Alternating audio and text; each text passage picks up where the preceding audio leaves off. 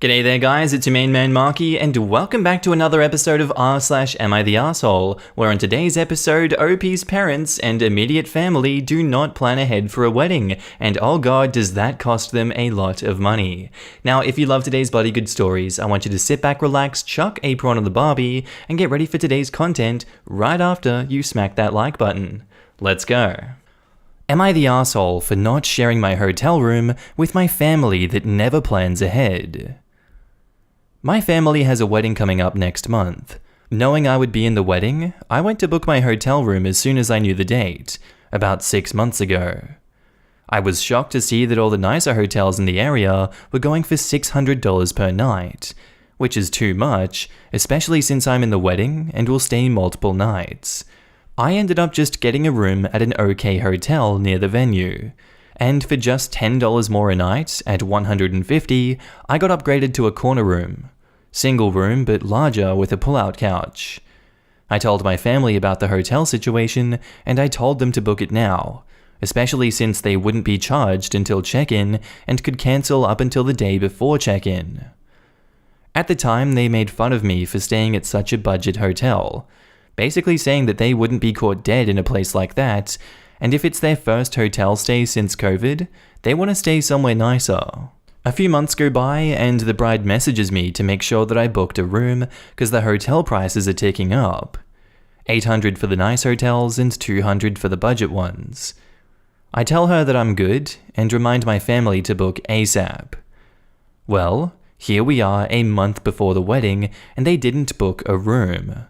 They thought the prices would come down as the date got closer. Now the budget hotel is fully booked, and the only hotels within 30 minutes are $1,000 per night. They now want to stay in my room with my husband and I. It would be my parents, sister, brother, and his girlfriend. They want to bring air mattresses. I mean, we technically could fit, but I just feel like they never plan ahead, and I'm always going out of my way to solve their problems. Plus, my husband and I haven't taken any time off since our wedding in 2019, and since we're saving for a house, I don't see us doing another trip anytime soon. I told my family this, but they think that I'm too good for them. I just want to spend some quality time with my husband, and their lack of planning shouldn't derail my weekend. Am I the arsehole? Now in the comments, not the arsehole. No. You said you wouldn't be caught dead here. I couldn't possibly let you stay here and have to live with that shame. Lack of planning on your part does not constitute an emergency on mine. Not the arsehole OP, and do not let them stay with you. They can get a pricier room and look for an Airbnb. My dad asked for this exact phrase on a coffee mug, which he brought to work and takes big, long swigs out of in clear view of whomever he wants to read the message.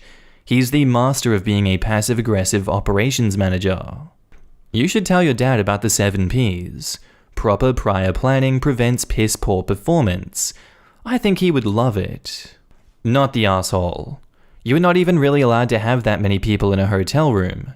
That sounds absolutely ridiculous. If they all want to share a room, they can share the cost of an expensive one. I hope you and your husband have a wonderful time. I think this is a great excuse. OP calls the hotel and asks, am I allowed to sleep 5 extra people on my double bedroom floor in an air mattresses that we bring? They tell her no and whatever the rules are. OP then says, sorry guys, I asked the hotel and they said that it's against the rules and they would kick us out. If OP really wants to help, she can look up places more than 30 minutes away and inform them of where they can book that's an hour away or whatever. They just need to do more driving is all. It isn't like they can't come. Not the arsehole. I was just at a Marriott last weekend, and there were a few signs up about only X amount of people allowed in a king room, Y in a double room, absolutely no parties. They are keeping a much closer eye on this than they used to. And you are most definitely not the arsehole. Remind them that they looked down their noses at such a budget hotel, and that you told them twice to book one. It is not your fault they didn't, and you have no burden of responsibility to help them fix their mistake. On top of that, with you being in the wedding, I'm sure you'll have enough going on without having to deal with them. Not to mention the hotel itself would surely have a lot to say about it. That many people in one room would probably break fire regulations just for starters. Be firm. It is their problem, not yours. And now on to the update. First off, thank you everyone for reassuring me and helping me grow a spine and say no. While your responses were coming in, I was frantically compiling hotel options based on distance. My husband just asked me what's the worst that would happen if I didn't go out of my way to solve my family's problem. It just clicked for me. They would figure something out and this doesn't have to be my problem. While I really appreciate what my husband said, having so many people chime in on Reddit really assured me not to take this on.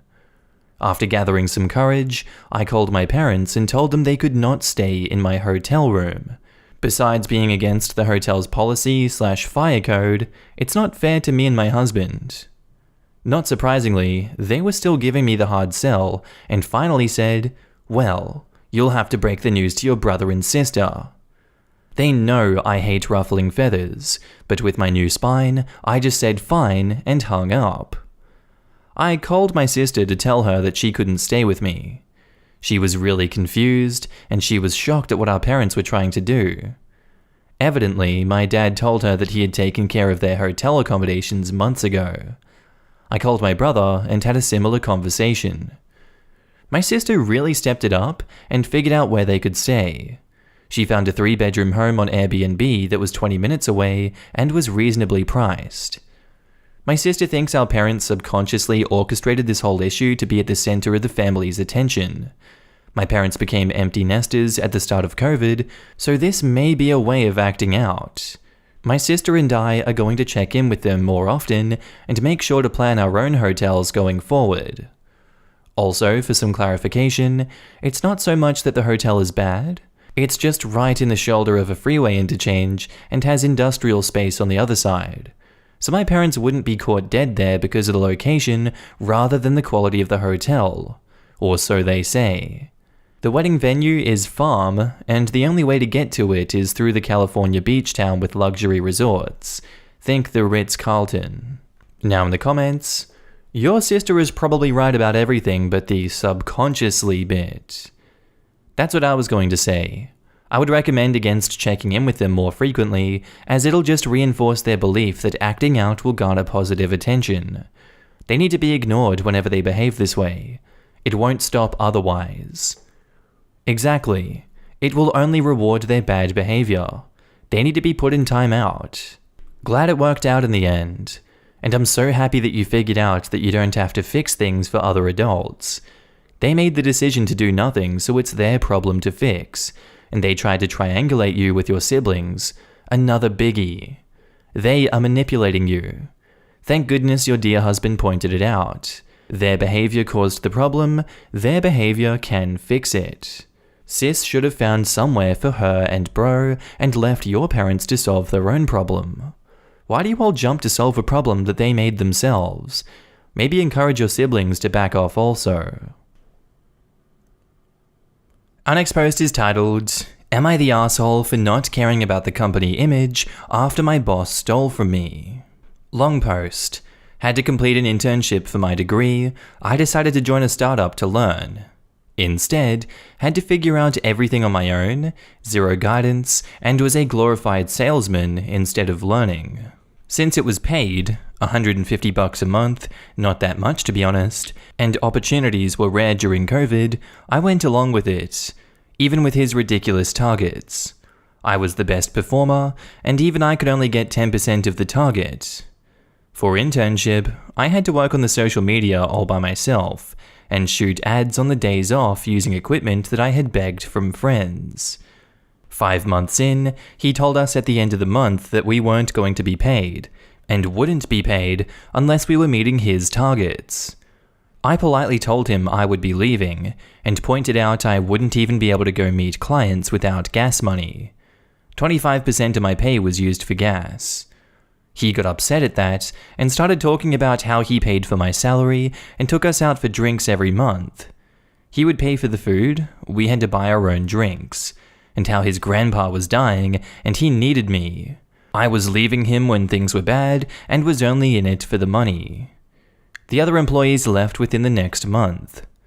I had dropped off a hard disk containing all of my files to his sister, worth about $40, which is significant to a college student. 3 months passed by as I was busy with my report. When I asked for it, he claims to not have it. He cut the call, and his sister called me half an hour later, swearing she doesn't remember me dropping off anything. I was always dropping stuff off. He told me that I had sent the files to him over mail, which was a lie, because there's a text conversation where he asked me to drop off the files at home. He then talked about how even if I had given him it, it was my responsibility to have come back and taken it back, and started going off about how little my work meant anyway, and that I was not worth a penny of his time. Unfortunately, apart from my screenshot, I didn't have any proof that I ever gave a hard disk. I told a few of my friends, who started commenting on the company's Instagram, asking him to return it, saying that he was a bad boss and calling the product terrible. Many of them had actually bought it for my sake. It's a very small Instagram page. It has barely 200 followers, so any comments stick out, and now he's calling me, demanding me to take down the comments as it is hurting the company's image, and that I didn't care about the company, and that I just used him. He's also threatening to take legal action for slander. Am I the asshole for not caring about the image, and should I tell my friends to back off? Now in the comments, not the asshole. I get your frustration, and it seems like a bad company. Just one question because I'm a little confused. Did his sister work for the company? And OP replies, no, she didn't. The company was run out of his house, with the ground floor acting as the office. I gave it to her because she wasn't at home at the time. Sorry for the confusion. Honestly, still not the asshole, but not the brightest in hindsight to give company stuff to someone who doesn't work for the company. Just a life lesson, I guess, but doesn't change my judgment. And OP replies, absolutely. Hindsight is 20/20. I guess I've always been too trusting. Will definitely not repeat this again, and I'm going to make sure to document everything if a similar situation ever pops up.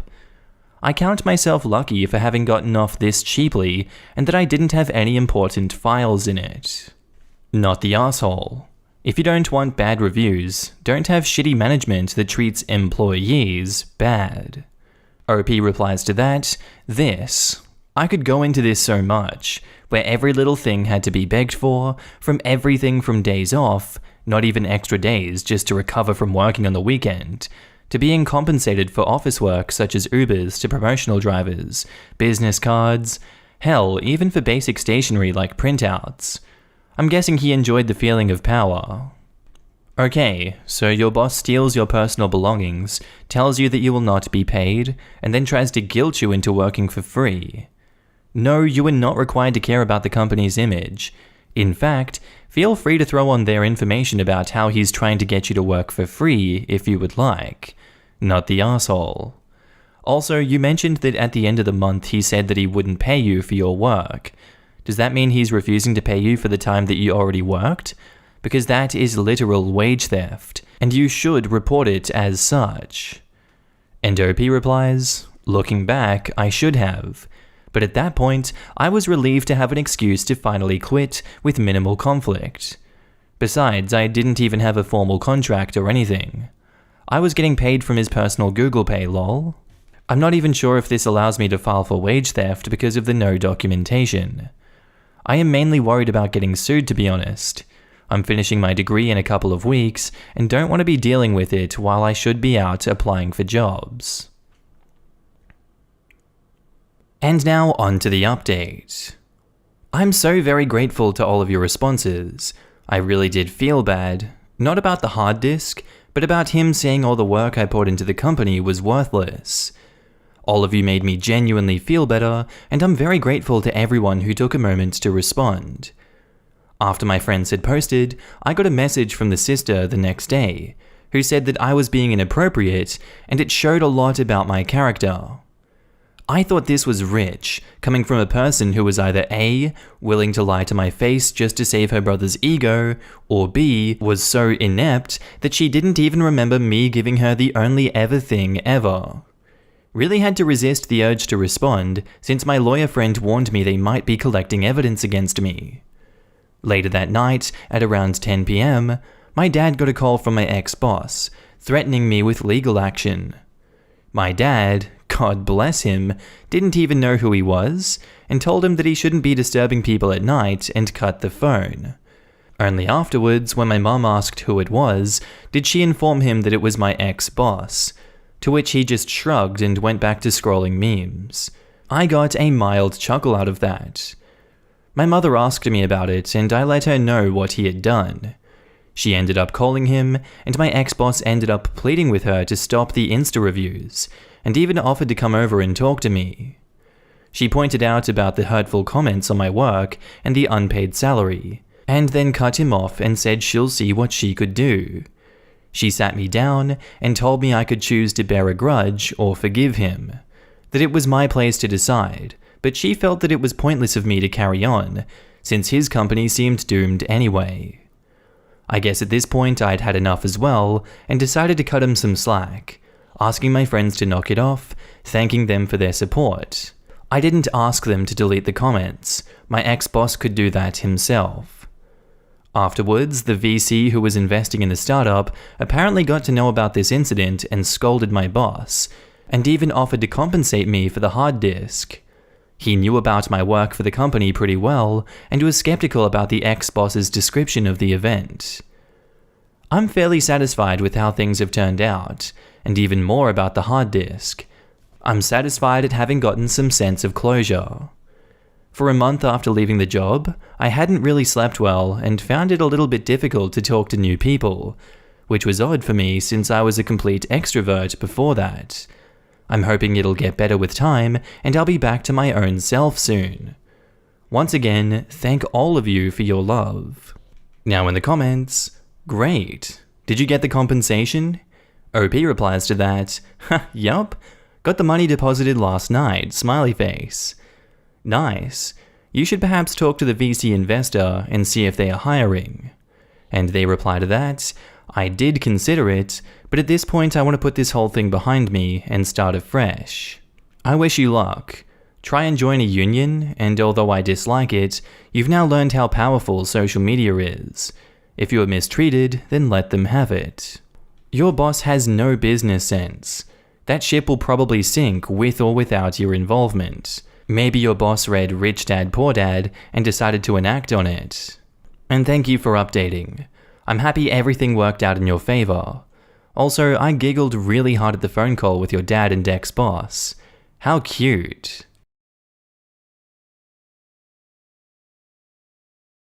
Anyway guys, I think that's where I'm going to end today's video. If you did like it, tell me what you thought about it down in the comments below, and make sure to just interact with everyone in this community. I love each and every one of you that I get to see on a daily basis. And don't forget, if you are a Patreon subscriber, I love you. You're on the screen right now with the YouTube members as well. If you see yourself, give yourself a pat in the back. You guys help me continue this YouTube journey. You keep me going. I see you guys everywhere. I see your messages, and thank you so much for supporting me. I really love every single one of you. But with that all said, I'm going to be signing off now, guys. I hope you have a good day, night, sleep, whatever you're up to, and I'll see you in the next episode. Bye.